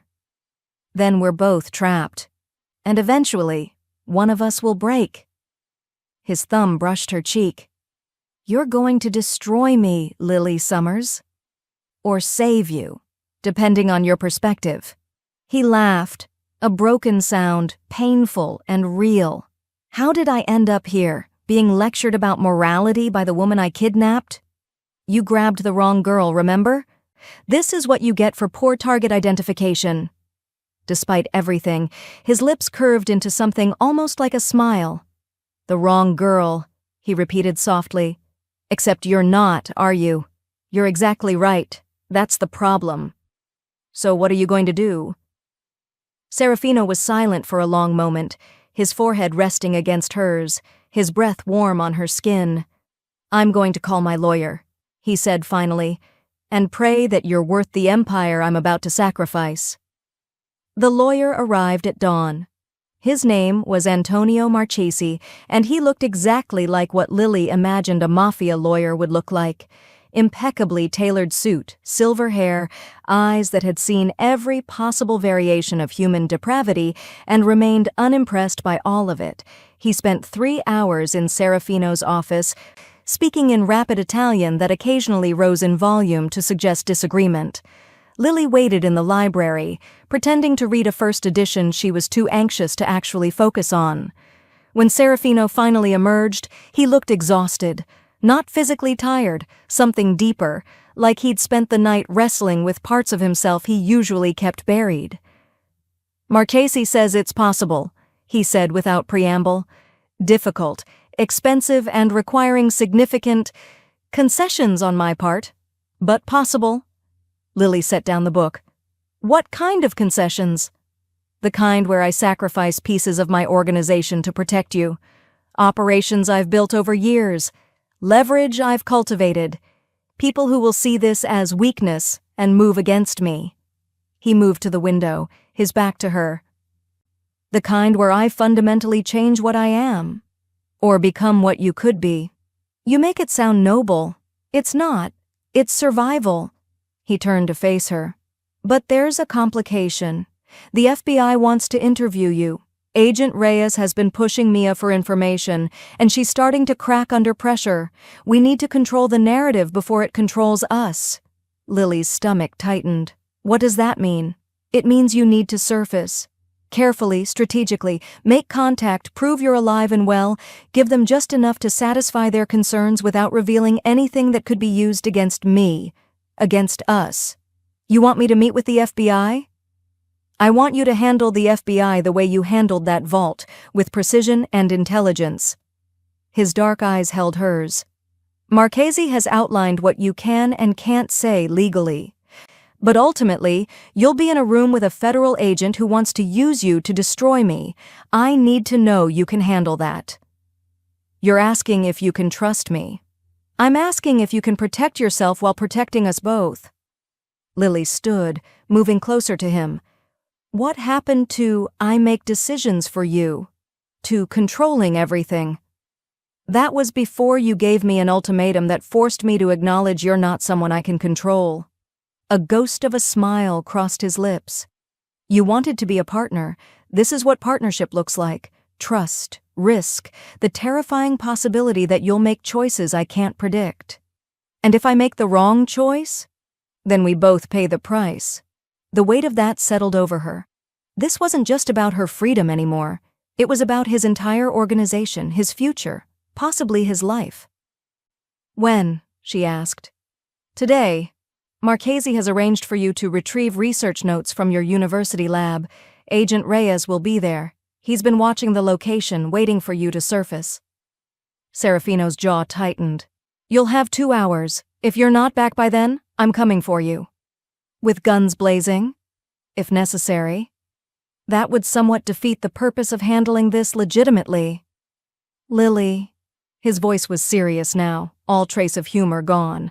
If they try to hold you, if they threaten you, if you feel unsafe for even a moment, you call me. Immediately. I don't care about consequences or exposure. I will get you out. The fierce protectiveness in his voice made something warm unfurl in her chest. I'll be fine. You don't know that. Neither do you, but you're trusting me anyway. She reached out, her hand finding his. That's what makes this different from captivity. His fingers closed around hers, holding on like she was the only solid thing in a tilting world. The university felt like visiting a past life. Lily walked through familiar hallways wearing clothes that cost more than a semester's tuition, accompanied by Matteo, who waited in the car with instructions to observe and report any federal presence. She had 2 hours, a burner phone in her pocket, and a recording device that Marchese had assured her was completely legal as long as she was party to the conversation. The conservation lab was exactly as she'd left it. Slightly chaotic, smelling of old paper and preservation chemicals, her workspace still cluttered with the manuscript she'd been restoring before her life had imploded. She'd been there for maybe 10 minutes, actually collecting notes because the cover story needed to be legitimate, when she heard footsteps in the hallway. Agent Reyes was younger than she'd expected, mid-30s, sharp suit, tired eyes that suggested he'd been working this case hard. He appeared in the doorway with the casual confidence of someone who had every legal right to be there. Lily Summers, he said, not a question. I'm Special Agent Marco Reyes, FBI. I'd like to talk to you about your recent whereabouts. Lily's heart hammered, but she kept her voice steady. I'm sorry, do I need to talk to you? Am I under arrest? No, but your friend Mia Chen filed a missing person report. We've been concerned about you. As you can see, I'm not missing. I've been working a private consulting contract in Europe. I sent Mia several texts explaining the situation. texts that were uncharacteristically brief. Reyes stepped into the lab, his eyes scanning the space with professional assessment. Mia says they didn't sound like you, that you would never take a position without telling her in detail, that something felt wrong. Mia worries. It's sweet but unnecessary. Is it? He moved closer, his voice softening into something that might have been concern. Because from where I'm standing, a young woman with no criminal connections suddenly disappears, sends suspicious texts, and then reappears looking, forgive me, significantly more expensive than a graduate student stipend would allow. Lily glanced down at her clothes, cashmere and designer labels she couldn't have afforded in a lifetime. The consulting position paid well. What company? I signed an NDA, very strict confidentiality agreements. Convenient. Reyes pulled out his phone, showed her a photo. This was taken 4 nights ago at a charity gala in the city. That's you, isn't it? With Serafino Greco. The photo showed them on the dance floor, his hand on her waist, her face tilted up toward his. It was intimate, undeniable, and completely incriminating. I attended a social function, Lily said carefully. That's not illegal. Serafino Greco is a person of interest in multiple federal investigations, organized crime, money laundering, racketeering. He's not someone an innocent graduate student accidentally meets at a party. Maybe I'm not as innocent as you think. Reyes's expression sharpened. Are you telling me you're involved in criminal activity? I'm telling you that my personal life is none of your business, unless you're charging me with something. Lily met his eyes. Am I being charged with anything, Agent Reyes? Not yet. But if you're being coerced, if Greco has threatened you or forced you into any situation against your will, we can protect you. I don't need protection. The words came out fiercer than she intended. I made choices. Maybe they're not choices you'd make, but they're mine. I'm an adult, I'm not in danger, and I haven't committed any crimes. You're sure about that? Reyes leaned against her workstation. Because associating with known criminals, failing to report crimes you may have witnessed, lying to federal agents, those are all things that could become charges very quickly. Lily felt a flash of genuine anger. Is that a threat? It's a reality check. His voice softened again. Lily, I've seen this pattern before. Women who get involved with men like Greco. They think it's exciting, romantic, different from their normal lives, and then one day they're in too deep. They're complicit in things they never imagined, and they can't get out. I don't want that to happen to you. That's very touching, but you don't know anything about my situation. Then explain it to me. Lily took a breath, channeling every lesson Marchese had drilled into her. I'm a private citizen. I'm not under arrest. I haven't been subpoenaed, and unless you have a warrant or are charging me with something specific, this conversation is voluntary, which means I can end it whenever I want. Reyes's expression tightened. You've been coached. I've been educated. There's a difference. She pulled out her phone, showed him the recording app that had been running since he entered. I'm also documenting this conversation, which is completely legal in this state since I'm a party to it. So unless you want your threats and intimidation tactics on record, I suggest you make your actual questions very clear. For the first time, Reyes looked uncertain. This isn't how innocent people behave. This is how people who understand their rights behave. Lily moved toward the door. Now, I have work to do. If you want to speak to me again, you can contact my attorney, Antonio Marchese. I'm sure you know the name. She walked out before he could respond. Her legs shaking but her pace steady. Matteo fell into step beside her in the hallway, his presence solid and reassuring. Well? He asked quietly. I think I just made an FBI agent very unhappy. Good. The boss will be pleased. Serafino was waiting when she returned, not in his office, but in the entrance hall, like he'd been pacing there for the entire 2 hours. You're early, he said, and the relief in his voice was palpable. I'm efficient. Lily held up her phone. Also, I have the entire conversation recorded, including Agent Reyes making several statements that Marchese will probably find very useful. Serafino stared at her. You recorded it? You hired me to solve a Renaissance alchemical puzzle? Did you think I couldn't handle basic evidence gathering? She moved past him toward the office. Come on. You need to hear this. They listened to the recording together, Serafino, Marchese via speakerphone, and two other lawyers whose names Lily didn't catch. When it finished, Marchese let out a low whistle. This is good, he said. This is very good. Agent Reyes overstepped significantly.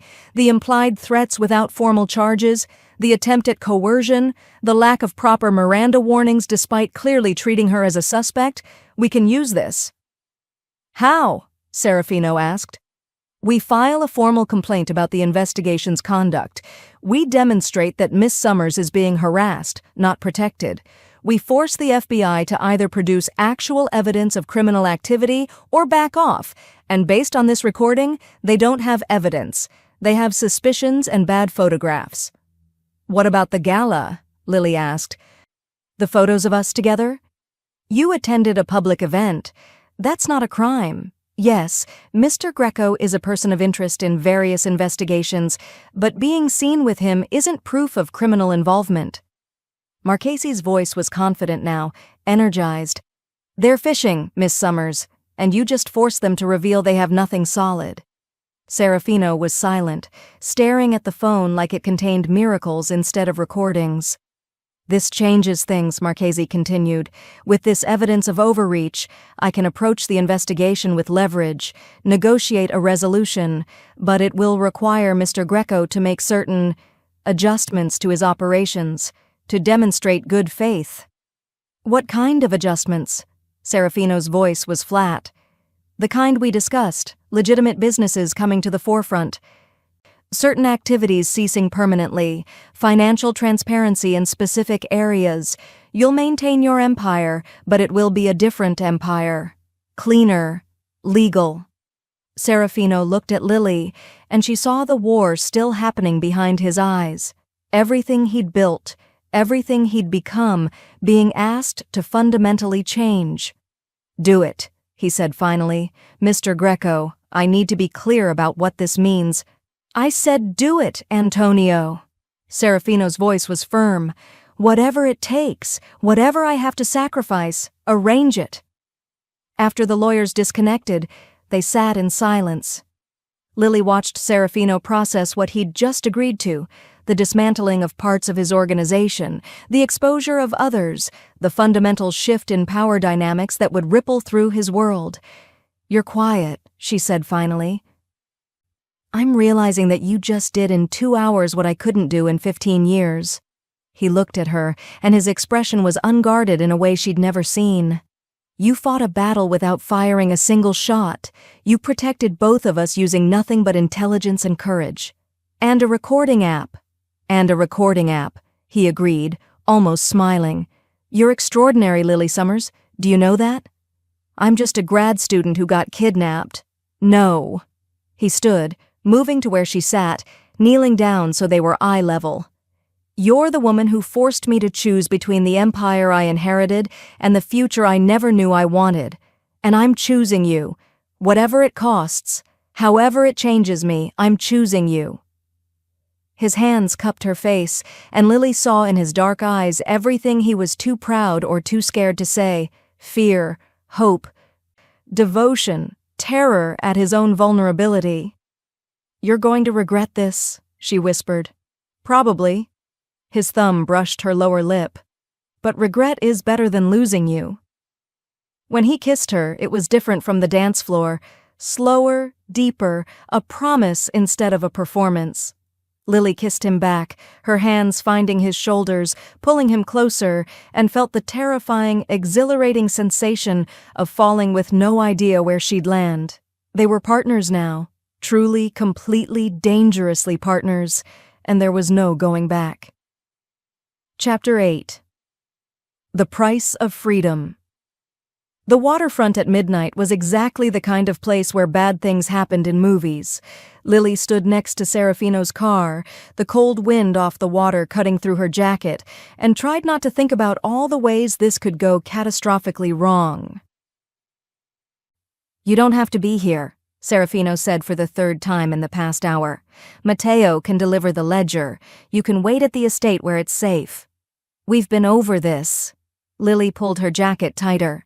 "Volpe asked for you specifically. If you show up without me, the woman he thinks is Valentina, he'll know something's wrong. This only works if we both play our parts." "I don't like it." "You don't have to like it. You just have to trust that I know what I'm doing." Serafino looked at her, his dark eyes reflecting the scattered lights from the industrial buildings around them. "You've become disturbingly comfortable with criminal negotiations." "I've had a good teacher." She paused. "A morally questionable teacher, but technically proficient." Despite the tension, his lips curved slightly. "You're making jokes." "That means you're terrified." "I contain multitudes." He reached out, his hand finding hers in the darkness. "If anything goes wrong, I run. You've told me approximately 50 times. I need to hear you say you understand. If Volpe brings more men than expected, if he tries anything, if the situation deteriorates in any way, you run to Matteo. He'll get you out." "And leave you?" "Yes." His voice was firm. "This is not negotiable, Lily. You are not sacrificing yourself for a ledger or for me. That's an order." "You can't order me around anymore. We're partners, remember? Partners who have hierarchies in life-threatening situations." His hand tightened on hers. "Promise me." Lily looked at their joined hands, then back up at his face, at the fear he was trying so hard to control. "I promise, but only if you promise the same. No heroics. No unnecessary risks. We do this smart, not brave." "Agreed." Headlights appeared in the distance, moving slowly along the waterfront road. Serafino's entire body tensed, his free hand moving subtly toward the weapon she knew he carried. "That's them," he said quietly. "Stay behind me. Let me handle the initial exchange." The car, a black SUV that looked like every villain's vehicle in every crime movie, pulled to a stop 20 feet away. The engine cut off. For a long moment, nothing happened. Then the doors opened. Marco Volpe emerged first, and Lily recognized him from the intelligence photos Serafino had shown her. Mid-40s, expensively dressed, with the kind of face that might have been handsome if it wasn't currently twisted with barely controlled fury. 3 men flanked him, large, armed, professional. More than Serafino had predicted. "Greco," Volpe called out, his voice carrying across the empty space between them. "You brought my fiancé to our meeting. How considerate." Lily felt Serafino's hand twitch, but his voice remained controlled. "I brought Valentina because she wanted to see you one last time, to tell you herself why she chose me." Volpe's eyes fixed on Lily, cold and assessing. "Is that true, Cara? You wanted to see me?" Lily stepped forward slightly, channeling every lesson Julia had taught her about being Valentina. Confident, sophisticated, completely unimpressed. "I wanted to understand what I was giving up," she said, proud that her voice didn't shake. "Turns out, not much." Volpe's expression darkened. "Careful, Valentina. You were mine first. That means something in our world. I was never yours. My father arranged a contract, not a relationship." She moved closer to Serafino, a deliberate choice. "Serafino offered me something you never could, respect. He offered you a fantasy, a romantic delusion." Volpe took a step forward. "But fantasies end, Cara, and when this one does, you'll remember who you really belong to." "The ledger," Serafino interrupted, his voice cutting through the tension. "That's why we're here. I have what you want. Let's conclude our business and part ways." Volpe's smile was cold. "Yes, the ledger. The one you stole from my safe house after triggering every alarm I'd carefully set." He gestured, and one of his men produced a tablet showing security footage. "Did you really think I wouldn't know? That I wouldn't see you and your little book restorer breaking into my vault? Lily's stomach dropped. He knew. He'd known from the beginning. So this isn't an exchange, Serafino said quietly. It's a trap. It's justice. Volpe's men spread out, hands moving toward weapons. You took something of mine. Valentina, my ledger, my reputation. Tonight I take everything from you. The moment crystallized, violence hanging in the air like a held breath. Then Lily heard it, distant at first but growing louder. Sirens. Volpe heard it too. His expression shifted from triumph to confusion to dawning fury. What did you do? He hissed. I made a phone call, Lily said, pulling out her phone to show the screen. A call log showing a number she'd dialed exactly 30 minutes ago. To the Financial Crimes Division of the NYPD. You see that ledger you're so desperate to retrieve? It contains detailed records of money laundering, tax evasion, and fraud. All very illegal, all with your name attached. I also may have sent copies to the FBI, the IRS, and a particularly ambitious assistant district attorney who's been looking for a career-making case. She smiled, and it felt dangerous. You wanted your ledger back, Marco? Congratulations. The authorities are very interested in discussing it with you. Police cars flooded the waterfront, lights strobing red and blue across the pavement. Volpe's men froze, caught between fight and flight, ultimately choosing neither as officers emerged with weapons drawn.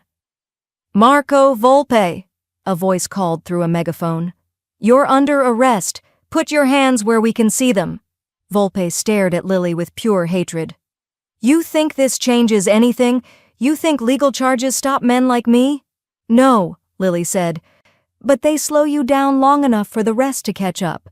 Your associates, your partners, everyone who's been waiting for you to show weakness, they'll see you in handcuffs and realize you're not untouchable anymore.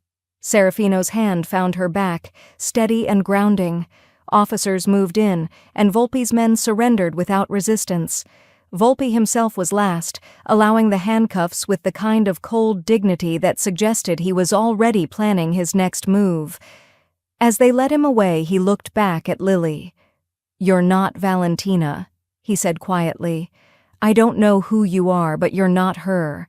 And when I get out, you won't, Lily interrupted. That ledger is remarkably detailed. You'll be lucky if you see daylight before you're 70. They watched until the police cars disappeared, taking Volpe and his men with them. The waterfront fell quiet again, just the sound of water lapping against old pilings and the distant hum of the city. You had me bring the ledger to a police sting, Serafino said finally. Yes. Without telling me. I wasn't sure you'd agree. He was silent for a long moment. You're right, I wouldn't have. He turned to face her. I would have wanted to handle it my way, violence, permanent solutions, the way I've always handled threats.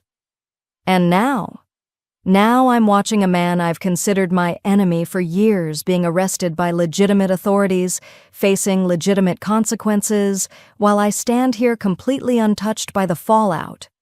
He laughed, a sound of genuine amazement. You did it again.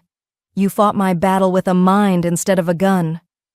It's not over, Lily warned. He'll have lawyers. There'll be investigations. You might still be questioned. Let them question me. Marchese has been preparing for this, and thanks to your FBI recording and this, he gestured at the now empty waterfront, we have proof that we're cooperating with authorities, not evading them. Matteo approached from where he'd been strategically positioned. Boss, we should leave before they decide to question us after all. Agreed. Serafino kept his hand on Lily's back as they moved toward the car. Lily, in the car. We'll debrief at the estate. But before she could move, he stopped, pulling her back to face him. What you did tonight, he said quietly, using Volpe's own criminality against him, bringing legitimate authorities instead of criminal violence. You gave me something I didn't know I could have. What's that? A way out. Not from my organization, but from the inevitability of violence being the only solution. His hand came up to cup her face. You're changing me, Lily Summers. Fundamentally, terrifyingly changing me. Is that a good thing? Ask me in a year, when I'm running legitimate businesses and attending charity galas where I'm not secretly planning anyone's murder. He smiled, and it was real, vulnerable, almost young. You're either saving me or destroying everything I've built, possibly both. Partners in chaos, Lily said. Partners in evolution. He kissed her forehead, gentle and reverent. Let's go home. Back at the estate, Lily stood at the window of her rooms. Except they didn't feel like a cage anymore. They felt like a choice. Serafino found her there an hour later, appearing in the doorway with 2 glasses of wine and an expression that suggested he'd been thinking as hard as she had. Marchese called, he said, offering her a glass. The FBI is closing their investigation. Agent Reyes has been reprimanded for overreach, and with Volpe's arrest, the pressure on my organization has shifted. Shifted how? Toward legitimacy. Apparently, being the person who helped bring down a major criminal enterprise earns a certain amount of goodwill, even if everyone suspects my motivations were personal rather than civic-minded. Were they? Personal? He moved to stand beside her at the window. I told Volpe arrested because his obsession with revenge made him sloppy, because his need to possess you, to possess Valentina, blinded him to the larger game. He paused. But honestly? I wanted him gone because he threatened you, because every moment he was free was a moment you were in danger. So yes, Lily, it was personal. They stood in silence, looking out at the estate grounds lit by subtle landscape lighting. What happens now? Lily asked quietly. Now we figure out what our partnership looks like when it's not defined by crisis. He turned to face her. You've fulfilled your month. Actually, you've exceeded every expectation I had. The FBI investigation is resolved. Volpe is neutralized. You're free to leave if you want. The words hung between them, heavy with everything unsaid.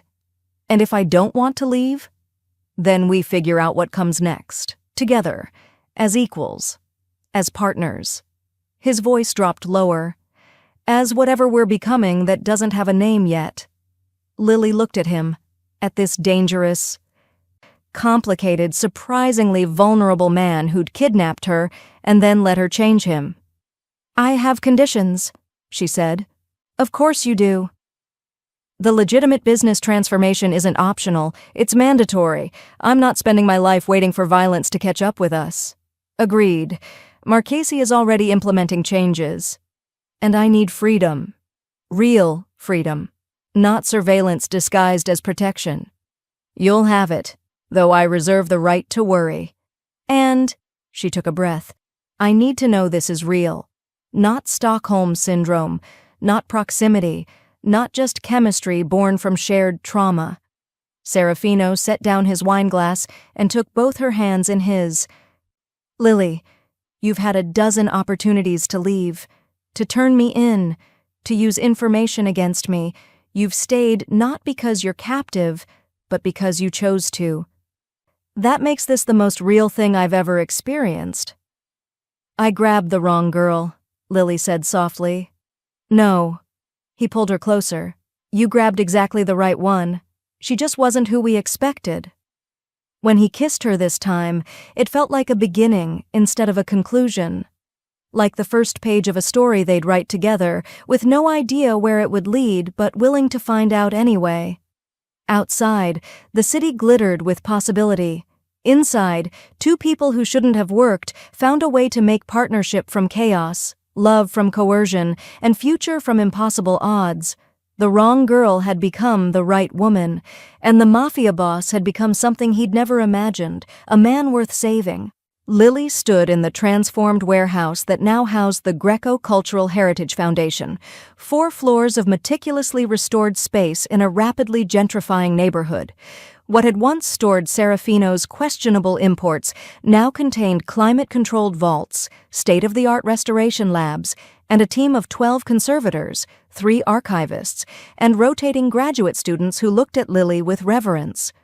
As Dr. Summers, she had become everything she'd dreamed of academically and more.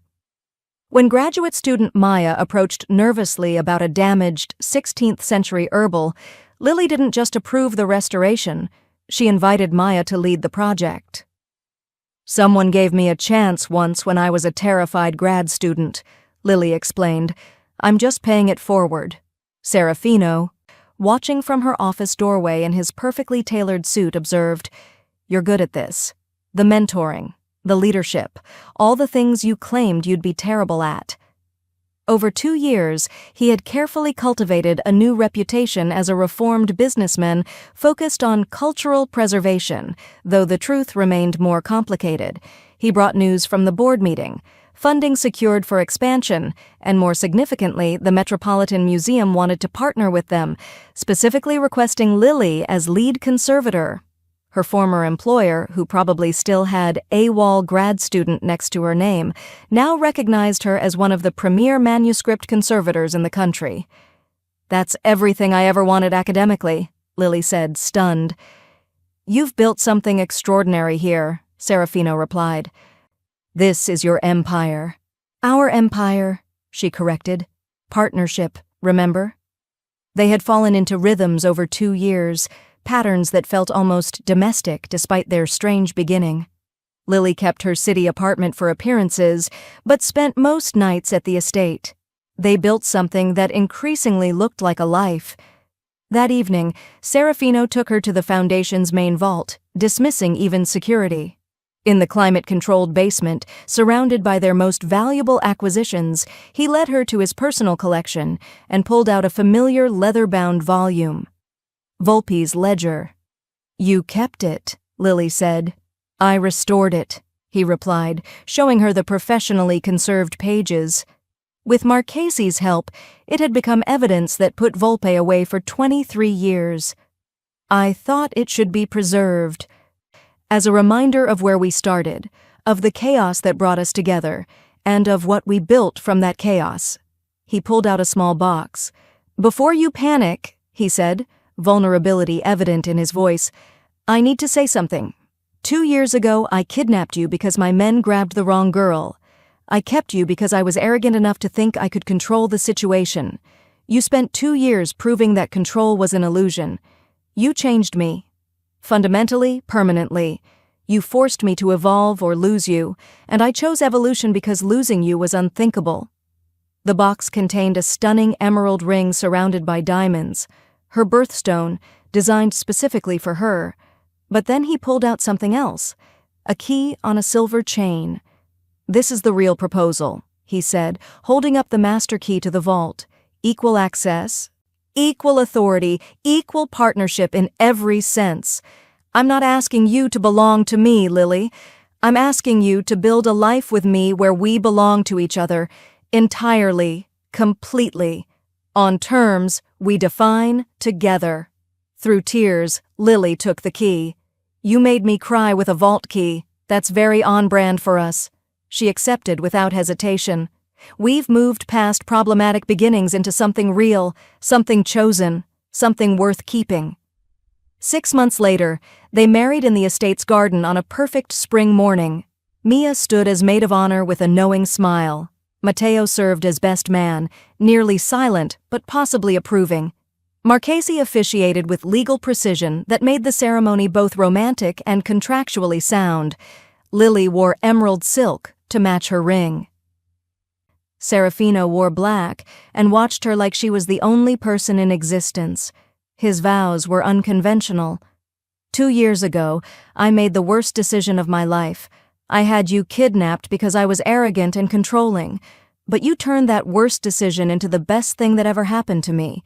You forced me to evolve. You showed me that intelligence is more powerful than violence, that legitimacy is stronger than control, that partnership beats dominion every single time. You're the right girl, the only girl." Lily responded through tears. "You grabbed the wrong girl. I wasn't Valentina Volpe. I wasn't anyone important. I was just a broke grad student who restored books nobody read. You grabbed the wrong girl, but somehow I ended up exactly where I needed to be.